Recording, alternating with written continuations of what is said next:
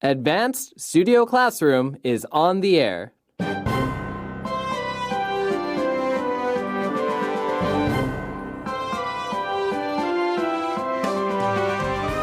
Today on Advance, with a simple hello, two lives are reconnected.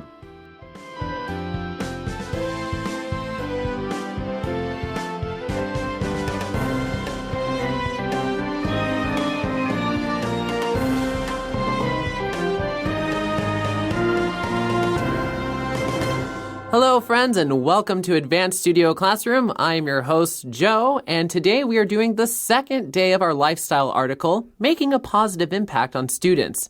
Yesterday, we looked at a school that had a cafe for special needs students. Today, we're sort of turning to more personal interactions, a little more one-on-one. And joining me today in the studio, once again, is a Let's Talk Dream Team. We have Pauline. Welcome. You're so good at those introductions, Joe. Thank you. It is a pleasure to be here. And we have Jack. Good to have you today, sir. Wow, I feel so welcomed and honored. No, glad to be with you all. Yeah. Well, I think it was good. You know, yesterday we covered a lot of topics, and actually our opening we did kind of an overview of our education experiences in the United States and then the article itself. And there's a lot of really interesting things to be said there. And today we're talking about kind of what happens when you connect with somebody early on in life, and then years later you try to sort of rekindle or reconnect with that person. And the fact that this is sort of based on Facebook really got me thinking about something before starting the program. I saw on Facebook, I have a friend who he doesn't let his Facebook account go over 250 friends. And so he posted a status and said, if you can see this status, that means you're special. Wow. Kind of strange, right? I don't know. Yeah, I don't really go by that philosophy. I have like 1,500 friends. Do you have an upper limit of friends? No, clearly not. Well, it's funny.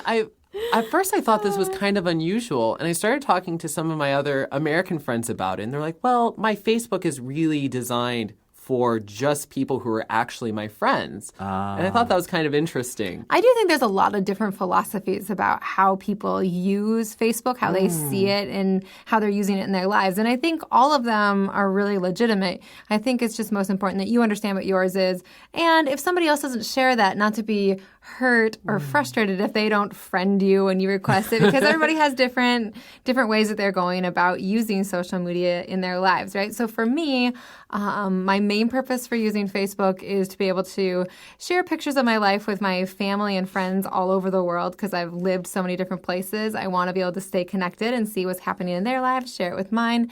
But then also I have a blog, yesyoucan.info. And back in the past, I was helping Josh with his family business in Costa Rica. So it becomes like a small form of social network marketing through the people that I do have some kind of connection with. I don't just let complete strangers friend request me, but anybody that I have some connection with that I've met at least once or twice, I'll friend. There we go. How about you, Jack? Any thoughts on this matter? Yeah, sure. I kind of do similarly to Pauline. I will friend a lot of people even if I've just met them one time if they ask to be a connection. Because, I personally believe that friendships are important, relationships are important, and sometimes a relationship that's made in the past, as we'll see in this article, can be a part of your future. And I have had situations where I've met a person once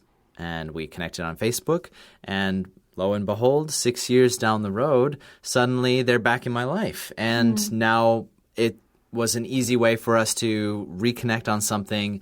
And even people that I've gone to a class with or something, and I was only with them for that one class. But, sometimes it's fun to just connect with them again, like ask each other, hey, how are you doing? I do enjoy that. I don't see it as like these are all my most friends. Personal, close people, but I do value what it can offer. Yeah, I really definitely see it as a form of networking for myself. But I also really appreciate people who do choose to make it a smaller group because of the way that I have chosen to do Facebook, I don't post a lot of really personal things. If I'm having a really hard time and I want to ask for a prayer request or ask for people's advice, I wouldn't do it on Facebook because I have way too huge of a friend group on Facebook now. I can totally understand that. And I absolutely echo that sentiment where, if you're using Facebook for multiple things, and I think that's true of most studio classroom teachers, we have some of our students friend us, and those relationships are different than maybe American friends and family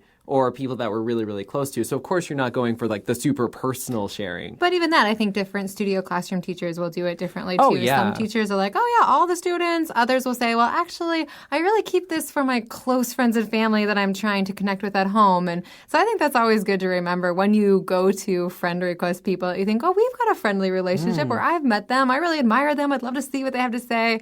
It's just everybody has such a different take on how they're using that. It is so fascinating. And that could be an advanced article all into its own. But we're going to go ahead and start to dig into today's article, just talking about reconnecting with people through Facebook.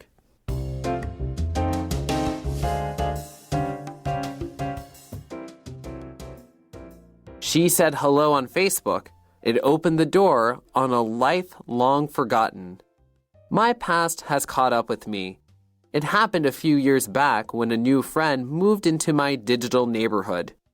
She knew me in my other life, before my career in television and newspaper.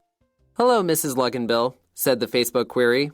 One that immediately caught my eye since I'm Lucy to everyone nowadays. "That's how I remember you as a kid from Southgate Elementary," Jennifer said about using the formal greeting.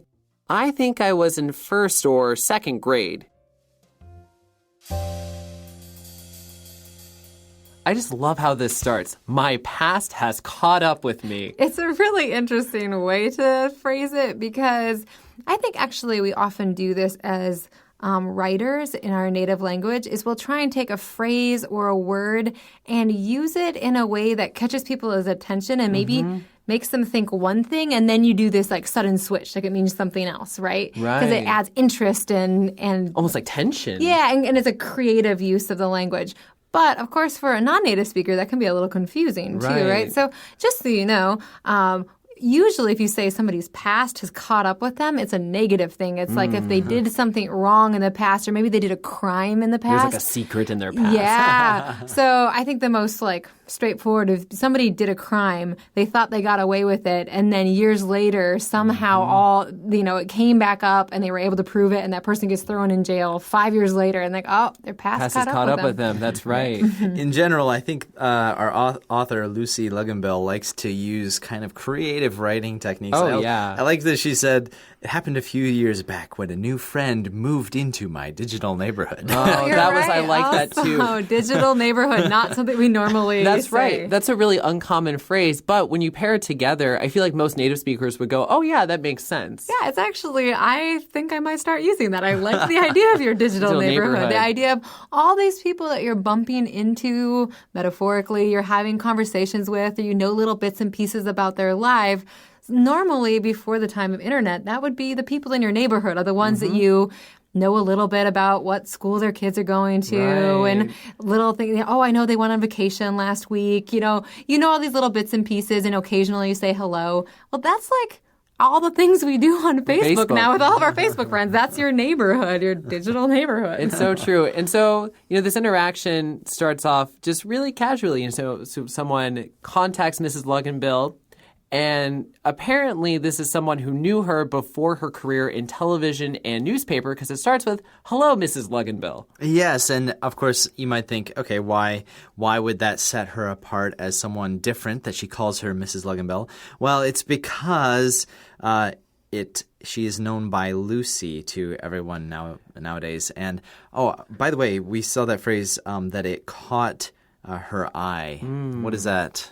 So, it caught your eye just to catch your attention, to you kind of notice it, right? That's right. Yeah, very few people call me Ms. Hammer now, but when I worked at a school, that's what people called me. If somebody today came up to me and said, "Hi, Ms. Hammer," I would be so surprised. And I would wonder if they somehow, even though I'm in Taiwan, my first thought would be is this a student from back in the United States. Now, this is a really interesting cultural point. And basically, in the United States, I feel like when you're growing up and you know somebody through your schooling, you were in elementary school, something like that, and you refer to them as Mr., Miss, Mrs., whatever, even as an adult, you'll still hold on to that kind of title. Yeah, unless you actually start working with them, and you definitely have had a clear transition to having a different type of relationship with them, then maybe you would make that switch. But I think it's very rare. Like, it's pretty entrenched in us that those teachers you still call Mr. or Miss. I still call my English high school teacher by, like, Mrs. Souza. I'll be like, oh, hi, Mrs. Souza. And so here, the person making this Facebook query says, that's how I remember you as a kid from Southgate Elementary. And it's crazy to think, this relationship goes all the way back to first or second grade. And so just way, way back. Now, all of this basically... We assume it's way back, right? Because there's probably not true. A third grader sending this message on Facebook. Hopefully she's at least a college student now. Oh, very good point, though. First grade was so long ago when I was in third grade.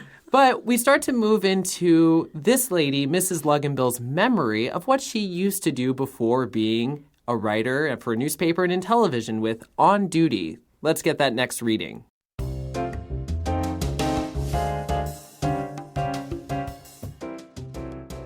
On duty. Suddenly, as if it were yesterday, I saw the little group of girls clustered around me. I was the duty on the playground. The official who kept order with a shrill whistle draped around my neck when I wasn't assisting in the classroom. It wasn't a glamorous job, standing in the chill of the winter wind during recess. A warm coat had been a must-have purchase. And in those years, the east side of Washington State saw some of the coldest winters.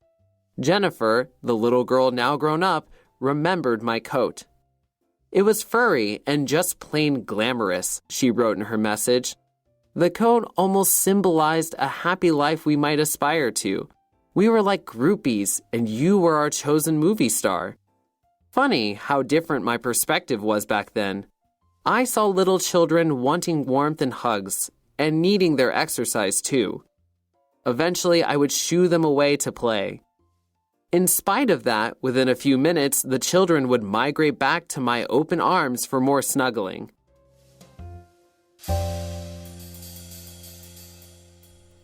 So, On Duty, it's amazing, this section just starting off with, yet again, this kind of writer's sort of flair, suddenly, as if it were yesterday. And what is she reminiscing about here? Okay, so back to a school setting. A little group of girls clustered around her. And the reason she uses on duty is because she was the duty on the playground of that day that she's remembering. Right, and I will say this was a new title for me. I haven't heard it used that way, to say that the person who's out there watching the kids, making sure everybody's safe on the playground, is called the duty. I wasn't aware of this either. I wasn't either. So that was a new one. It might be just a regional, or certain education systems are going to have slightly different names for their different staff. Their employer positions. Handbook has special titles. Yeah. Who knows? And so the duty on the playground, they basically make sure that everybody stays in line, I feel like. Yeah, I think it's a little bit of everything, right? She does say she had a shrill whistle draped around her neck so she can whistle if the kids are doing the wrong thing, right? I can imagine if they're throwing rocks, or if they're getting too rough, they're rough housing. I don't know. Right, I was thinking about that phrase too. Yeah, that phrase just means, if kids are starting to wrestle and you're starting to think, oh, that's getting too close to an actual fight, or somebody could get hurt, then that duty is going to blow her shrill whistle and tell them to cut it out. Right. Oh, when I was growing up, I was always Miss Snell, fourth grade teacher Miss Snell, and she loved that shrill whistle. And you just knew, even if you were really far away from her, she would blow that whistle, and you just stop whatever you were doing. because you knew you probably were doing something wrong. Well, and hopefully, right, it's not just about yelling at kids, but the overall idea is to try and keep them safe. Right. And, if there's some little kid crying in the corner too or upset, they have an adult who's watching who can go over and ask, what's the matter? Can I help you? Or you're outside in the cold. How'd you get out here without a coat? Right. Things like that. And now she apparently had another kind of job. She was assisting in the classroom. Now, I'm not quite sure what this would be referring to. Oh, sure. So actually, when I was in elementary school, these positions were the same. The para-educators actually was the name we had for them. They would assist in the classroom, actually most often with our special needs students. So they would be giving extra tutoring, extra assistance as needed to those students in the classroom and helping the teacher work with a group of students, including some special needs ones. And then when there was recess or lunch breaks, they would also go out and do this other position. So when I was in school, that was one and the same job. It was just two different aspects of their job. Huh. Now, really, this apparently isn't, at least to her, a very glamorous job, though, Jack. Yeah, and I think this is the kind of the thing she's trying to express in the article is that it wasn't a moment that she thought was especially like glorious or showy. It wasn't even a moment that she would have, she wouldn't have probably named that moment as being a very important moment in people's lives, To her, it was just a long forgotten memory of standing in the chill of the winter wind during recess and these little kids clustered around. And that's, I think, the really cool part about the article is it's a moment that she wouldn't have expected would have actually changed someone's life. Right. For her, it's probably just unremarkable. Here she's describing just her warm coat, which is a must-have, of course, purchase in Washington State. Day after day of standing out in the horrible cold with this big coat, just trying to not be too irritable because it's freezing cold and trying to make sure that no kid splits their head open while she's on duty. That doesn't sound very, life-changing or inspiring. It's just another day on the job trying to stay warm and keep the kids from killing themselves. Right. But for Jennifer, this little girl now grown up, she remembered this coat and she's describing it as furry and just plain glamorous. It actually symbolized something for her. Yeah, the coat symbolized a happy life that they might aspire to. And, it makes you wonder, of course, what backgrounds these kids came from. Perhaps some of them come from a lower income situation, families.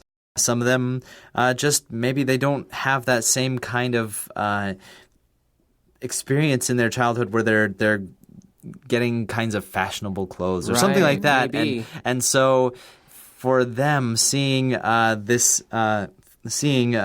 Luganbill in the glamorous coat that they saw, it looked furry, it looked beautiful. It's something that for a little girl, I want to grow up and be like that, Right. I love how they describe themselves. We were like groupies, and you were our chosen movie star. What a fun way to describe that. Yeah, that is really funny. A groupie is somebody who follows around a certain celebrity or is just like an ultra fan, right? And yeah, it's that funny thing where she's talking about wow, this is such a different perspective than what she was seeing. She just thought these were cute little girls who would occasionally come by that she'd, say hello to, give them a hug, time shoo them out to get them to go out and get some exercise, play outside while you can. Not really realizing just how deep this sense of awe and wonder these little girls had for her and how much she was impacting them. It's incredible because I think oftentimes, we don't really know how we're impacting the lives of those around us. These little interactions that we have can make a really big difference. And I just find it so funny, she's like, eventually I would shoo them away to play, tell them to go off. And in spite of that, within a few minutes, her groupies came back, Jack. That's right. They would come back to her open arms for more snuggling. So what's revealed here is that she has a very caring heart. You can tell she's not just there standing, not really caring about the kids, but she actually does really enjoy working with the students. She wants them to feel loved. And so I think that's what really gets to the heart of the matter of how she she impacted them. Right. It's not just a story of this one adult at the school who was so pretty. Yeah. Right? She's not pretty. It's not just that she was pretty. It was obviously she was a very safe person to go to, that they felt very cared for by, who they also thought was beautiful. And it just, I'm sure it's amazing, especially I think for young girls who just beauty and image and all that kind of stuff is a bigger thing, to have this, what they consider to be a beautiful woman, looking at them, smiling at them, giving them hugs. I'm sure saying all these encouraging things to them, will also be like, go out and play. Go out and play, right? Yeah, it seems like a really beautiful relationship. Absolutely. And friends, it just reminds me of something I've thought about before. When you think about people you remember in your life, sure, we remember maybe people who are cool or really skilled, or they're so amazing, we look up to them. But I think the people that we really remember the most are kind people. Kindness really sets people apart and makes them memorable. And the thing I was thinking about is to remember that, how much of an impact your kindness can make, and then the vice versa, right? That it would be easy when you're not really feeling your role to be very important. You're not the teacher, you're not the parents, you're not the coach, you're just the assistant who's just making sure kids don't get too out of line out on playground on this freezing cold day. It could be easy to just be kind of brusque, to just like, get out there and play, guys. Like, this is your time. Go. It'd be easy just to let the bad weather and just kind of the mundaneness of it allow you to just kind of be less than kind, right? Not necessarily unkind, but not going the extra mile. Right. You're not really expressing a lot of warmth there. Not very interested, just kind of disinterested. Right. So I think it's always a nice reminder to be like, man, any moment can be a moment that really matters to somebody, and putting the extra energy into being kind when you're not feeling it is really worth it. Absolutely. And, we just realized that, this is someone that, Jennifer now really looked up to. And we're going to look at a little bit more about how Lucy Luganbill felt about that, how she reflected on that in our next reading.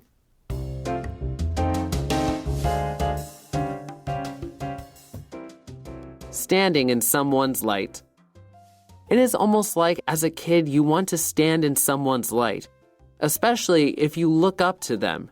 Her Facebook message read, "How could I have ever imagined that what seemed like an ordinary job would hold special meaning for one child? It was a lesson that I have held close even now. What we do today, no matter what our role may be, can unknowingly brighten another's heart for a lifetime." I love how this starts out with the idea of standing in someone's light, because I often also think of like a phrase of standing in someone's shadow, which has a very different kind of meaning. Oh, that's a really good point. If you're standing in someone's shadow, usually I think of maybe like a younger sibling who has an older sibling who's always good at everything, and they feel like they're not as good, and they're kind of like feel less than because this other one is so great. But here it's like, it's an interesting way to turn it on its head. Right. Somebody who you do think is really great, but the way that they interact with you maybe encourages you, brings you greater sense of value. So you get to stand in their light, not being overshadowed by their light. Yeah, it's a positive experience. This writer seems very good at like turning concepts. It's kind of fun, actually. And so, it's almost like as a kid, you want to stand in someone's light and have that encouragement, especially if you look up to them. Well, and I think just in general, it's just really important to know that kids do need adults to look up to. And there's a lot of the stories about kids who came from really rough backgrounds and then made it into like a really what we consider like healthy, successful adulthood, have stories about adults who took them under their wings, who they developed really like positive relationships with. And every kid needs that. So, and they can find that in some of the most unlikely places, right? Right. It's not just about, parent figures or necessarily specifically teachers, but also just kind of any adult that's willing to take on this sort of role model like position. And I guess for Lucy, she didn't really think much of this at first. It was just sort of an ordinary job for her. Yeah, absolutely. I mean, we might not see it coming. If you are someone who works with children, maybe you are in a school setting, or maybe you work in some kind of like after-school care or like a children's enrichment program or something like that. Sometimes maybe we, as adults, we just go to it. It's our job, right? It's our job, right? Yeah. We're punching the clock. But you know what? It really can change kids' perspective about what situation they're in. It can give them someone they look up to, someone they want to imitate. And I do think it's it's sometimes challenging for us because as people who work with kids, we have to be a little bit careful, for instance, because there are all kinds of situations in our modern world where, people don't want you to be close to their children, and there can be legal situations. So sometimes we feel a little bit hands off. But I think this article encourages me again to just realize, wow, I can really make a difference in a child's life. I do want to be professional, but I should try to, if they are interested in having a friendship, try to be a good friend to them, be a good role model for them. Yeah, go the extra mile and just being kind and showing interest, right? I was thinking about how this, little lesson can be applied in other areas besides with children.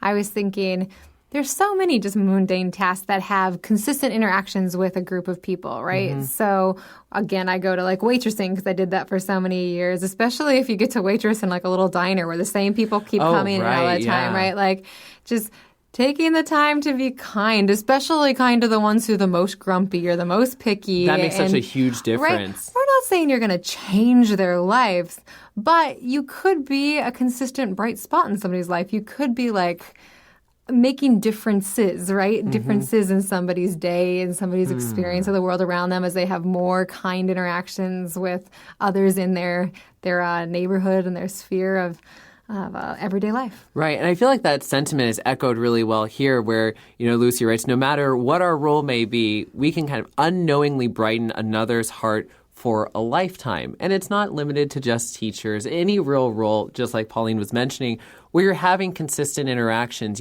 Some of you, if you're office workers, you might have a client that you have to work with on a regular basis. That can be a life that you can really brighten just by having kind of a warmer personality, I think. Mm-hmm. Overall, in our lives, we can be a light by being kind. Mm-hmm.